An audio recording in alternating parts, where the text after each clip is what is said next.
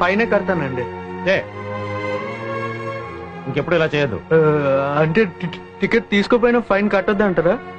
Ticket లేకుండా journey చేయొద్దు అంటున్నాను. వెళ్ళు. నువ్వే వెళ్ళు. ఏమండి మిమ్మల్ని, మీరు నిజంగా టికెట్ తీసుకోలేదా? తీసుకున్నానండి. మరి చూపించొచ్చుగా.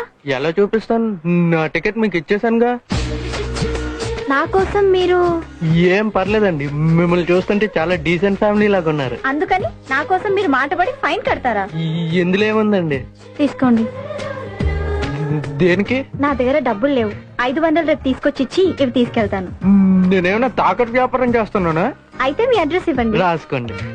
అలా మా మధ్య పరిచయం ఏర్పడింది. తను చాలా మంచివాడు. మరో రోజు